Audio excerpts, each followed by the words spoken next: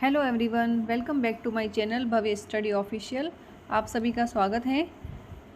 हमने RBSE board की 7th class की बुक हमारा राजस्थान स्टार्ट की थी, जिसके 10 चैप्टर थे। हमने फर्स्ट चैप्टर से स्टार्ट कर लिया था और फर्स्ट चैप्टर के हमने 2 पार्ट कंप्लीट कर लिए थे। तो आज हम इसका अंतिम पार्ट पढ़ेंगे और इस टॉपिक को पूरा करेंगे। ठीक है फ्रेंड्स, तो चलते हैं अपने आज के टॉपिक की ओर। आज का टॉपिक रहेगा हमारा वन्य जीव अभयारण्य। अभयारण्य का अर्थ होता है कि अभय अरण्य, यानी भय मुक्त वन, ऐसा वन जहाँ पर वन्य जीव सुरक्षित घूम सके। और इसी उद्देश्य से राजस्थान सरकार ने वन क्षेत्र को सुरक्षित किया है। राजस्थान में कई वन्य जीव अभयारण्य हैं, जिनमें से मुख्य प्रमुख वन्य जीव अभयारण्य यहाँ पे टेबल्स में दिए गए हैं, जिनको हम एक एक करके देखेंगे।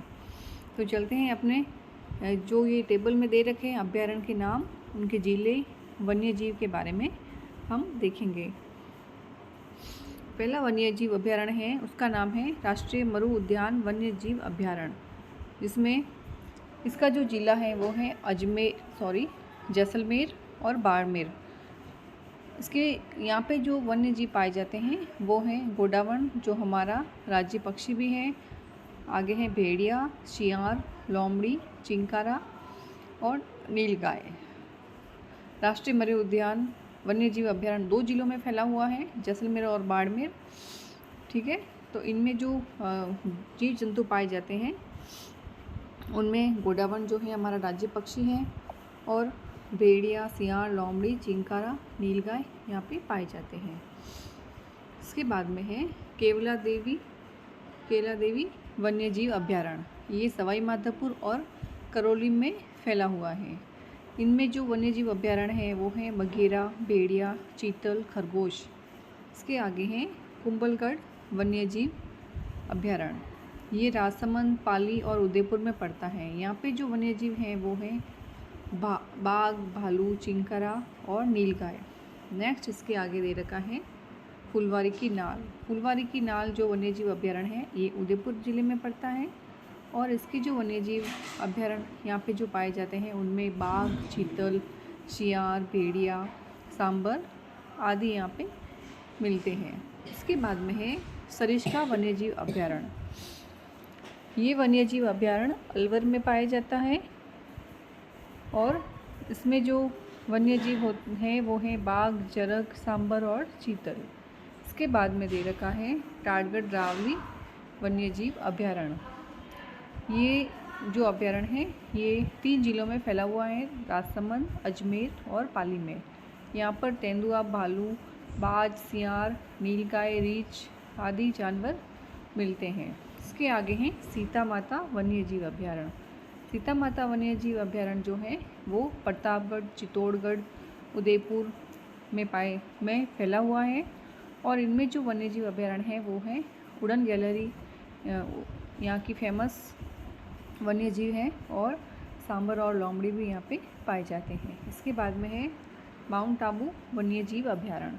माउंट आबू वन्य जीव अभयारण्य सिरोही ज़िले में पड़ता है, और यहाँ पे जो वन्य जीव जो पाए जाते हैं उनमें रीछ, जंगली मुर्गा, चिंकारा, चीतल, सांबर आदि।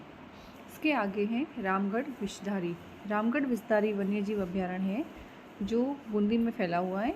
यहाँ पर जिस प्रकार इसका नाम रामगढ़ विषधारी है, यहाँ पर बहुत ही विशेष सांप पाए जाते हैं, और बाघ और रीछ भी यहाँ पे देखने को मिलते हैं। इसके आगे दे रखा है जम्वा रामगढ़ वन्य जीव अभयारण्य। ये जयपुर में फैला हुआ है। यहाँ पर बघेरा, जरग, सियार, भेड़िया आदि वन्य जीव देखने को मिलते हैं। इसके बाद में है राष्ट्रीय चंबल घड़ियाल वन्य जीव अभयारण्य। ये कोटा, सवाई माधोपुर, करौली, धौलपुर, चंबल नदी के सारे फैला हुआ है। यहाँ पर जो वन्य जीव मिलते हैं उनमें घड़ियाल, भेड़िया, सियार और लोमड़ी प्रमुख हैं। इसके बाद में हम देखेंगे यहाँ पर मैप दे रखा है, जिसमें राजस्थान के राष्ट्रीय उद्यान और वन्यजीव अभयारण्य के बारे में बताया गया है। तो इसको हम देखेंगे। ये है राष्ट्रीय मरु उद्यान, यहाँ पे है ताल छापर, यहाँ पे है टाटगढ़ रावली, ये है कुंभलगढ़। इसके आगे है सज्जनगढ़, जयसमंद, माउंट आबू, फुलवारी की नाल, भैंसरोडगढ़, सीता माता और मुकुंदरा हिल्स राष्ट्रीय उद्यान है। और बस्सी, जवाहर सागर, दर्रा, सवाई मानसिंह, सवाई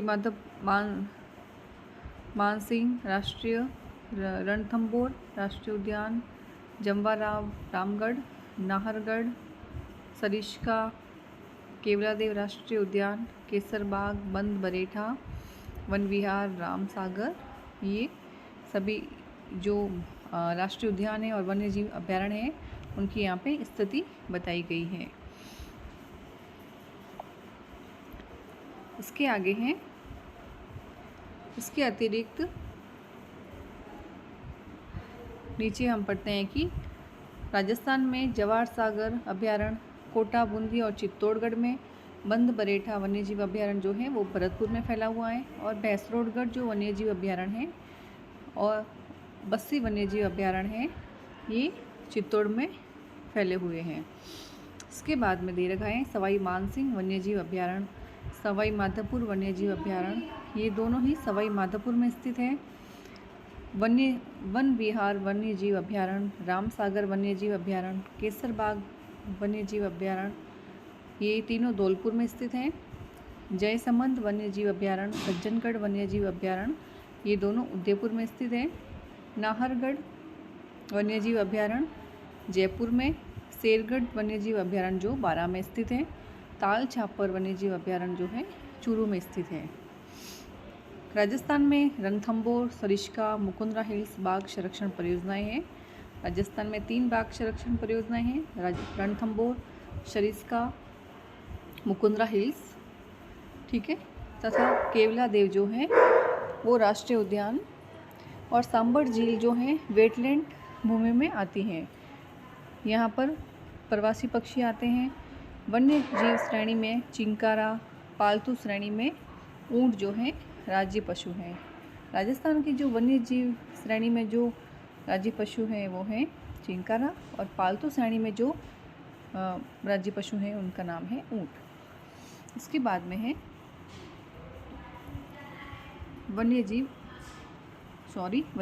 वन संरक्षण।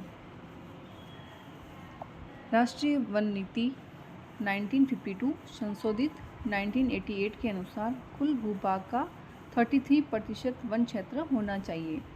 राजस्थान राज्य की वन नीति 2010 में राज्य के संपूर्ण भूभाग के 20% को वृक्ष आच्छादित करने का लक्ष्य रखा गया था, ताकि पारिस्थितिकी और पर्यावरण संतुलन बने रहने के साथ साथ प्रदेशवासियों में सामाजिक आर्थिक उत्थान के लक्ष्यों की प्राप्ति भी संभव हो सके। लेकिन राजस्थान में वन क्षेत्र लगभग 10% ही हैं। वनों की अंधाधुंध कटाई और जागरूकता के अभाव में राजस्थान में आरक्षित वन का क्षेत्रफल समय के साथ में कम हुआ है। राजस्थान में वनों का विस्तार और संरक्षण प्रत्येक नागरिक का कर्तव्य है। इसके आगे हैं वन संरक्षण के उद्देश्य से राजस्थान सरकार और अनेक संस्थाओं ने जनमानस में जागरूकता फैलाने के लिए अनेक अभियान चलाए हैं। वनों से लकड़ी काटने पर पाबंदी लगाई है। वृक्षारोपण, चारागाह विकास, सामाजिक वानिकी के कार्य किए गए हैं। जोधपुर में केंद्रीय शुष्क क्षेत्र अनुसंधान संस्थान, जिसको काजरी भी कहते हैं, शुष्क वन अनुसंधान संस्थान जिसका नाम आफरी भी है, ये दोनों ही जोधपुर में स्थित हैं। इस संस्थान का उद्देश्य है शुष्क और अर्धशुष्क क्षेत्रों में वनों और वन्य जीवों के विकास हेतु अनुसंधान करना। नीचे है जो दे रखा है राजस्थान के जोधपुर जिले के खेजड़ली गांव में ठेकेदारों द्वारा वृक्षों को काटा जा रहा था। इन्हें बचाने के लिए उस क्षेत्र के लोगों ने विरोध किया। अमृता देवी के नेतृत्व में 1730 में 363 स्त्री पुरुषों ने वनों को बचाने के लिए वृक्षों से लिपटकर बलिदान दिया। अमृता देवी की स्मृति में यहाँ एक मृग उपवन स्थापित किया गया। प्रतिवर्ष यहाँ पे भाद्रपद माह के शुक्ल पक्ष में पक्ष की दशमी को यहाँ पर विश्व का एकमात्र वृक्ष मेला लगता है। ये जो किसके बारे में है, खेजड़ली गांव है जोधपुर का, उसके वहाँ पे ठेकेदारों द्वारा वृक्ष को काटा जा रहा था। उन्हें बचाने के लिए लोग वहाँ पे विरोध करते हैं, फिर भी वो लोग नहीं मानते हैं। तो अमृता देवी के नेतृत्व में 1730 में 363 स्त्री पुरुष वनों को बचाने के लिए वृक्षों से लिपट जाते हैं और अपनी जान की बाजी लगा देते हैं। अमृता देवी की स्मृति में यहाँ पे एक मृग उपवन स्थापित किया है, जहाँ पे प्रतिवर्ष भाद्रपद शुक्ल के कृष्ण पक्ष की दशमी को यहाँ पे विश्व का एकमात्र वृक्ष मेला लगता है। तो ठीक है फ्रेंड्स, आज हमने ये फर्स्ट चैप्टर कंप्लीट कर लिया है।